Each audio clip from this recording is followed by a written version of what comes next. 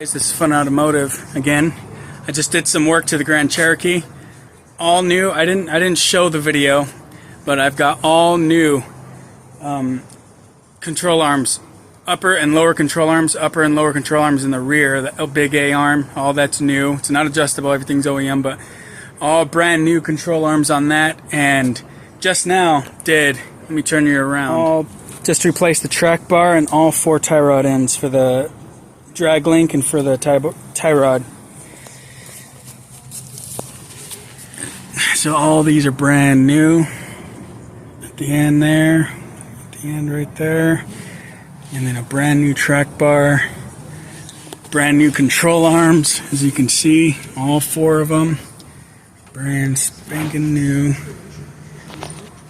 see it right back there, and the lower right there. Now, after I did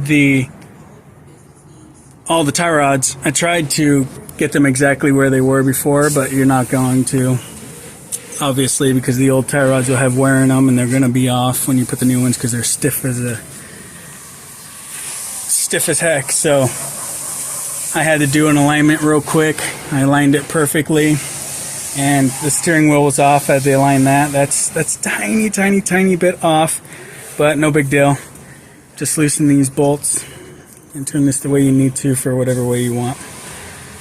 But yeah, all new control arms, even in the rear. I don't know if you could see it, but that's a new control arm. That's a new control arm, and then the A arm up there. You can't really see it in the camera, but that's brand new also. So everything's tip-top, good, and brand new. I'm happy. It drives like a dream. This thing drives nice now. The only thing I have left, well, everything on the front end is almost new. All the control arms, track bar, tie rod ends. All I have now left is I'm going to buy new sway bar end links, new shocks. I'm not going to buy springs, but new shocks for sure, and sway bar end links. Maybe down the road I'll get new springs and maybe new sway bar bushings. I'm not sure, but sway bar end links and shocks next. So that will be what I'm doing next. Like in 3-inch lift, it's in 2-wheel drive still. The 4-wheel drive does not work, but the 3 inches looking mighty fine now. 3-inch lift. It doesn't look very big on camera, but the 3 inches of lift sure do great. It's just a big massive difference from before, when I was pretty much on the ground. This thing felt like, man, it was super low. This only has 32-inch tires on it. It's only running 32s, but it's pretty dang nice. And I just got a little 5x8 trailer also. Completely stripped it down. It was just raggedy as heck. I completely stripped it down. Me and my brother built a ramp for the rear. Got everything repainted, welded, plate mount up, welded some holes that were in the tongue over here and smoothed them out with the flap disc. Welded these brackets on here for the chain because somebody welded this thing originally on here, and there's supposed to be tabs that are connected to this that run down, but I just ended up putting my own tabs on there. They're the same, they're not exactly the same size. I just had my brother weld some tabs up on there, didn't care for it really. Cut the chain, got a chain, cut it down to the length, put new,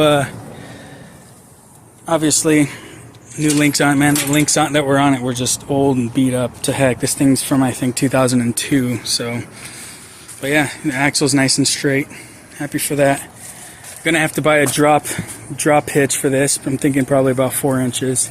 4.5, 5-inch drop hitch, because the trailer on the Jeep is like really raked. So gonna get that so we can pull the trailer on the Jeep until I get mine. But mine's gonna be, you know, big off the ground. I'm gonna have to get like a 6-inch drop hitch. I'm not sure, but yeah, that is it right here.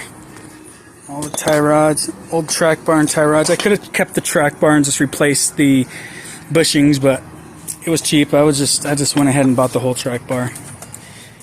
Could resell it, but I'm gonna just get rid of it. It's all good now.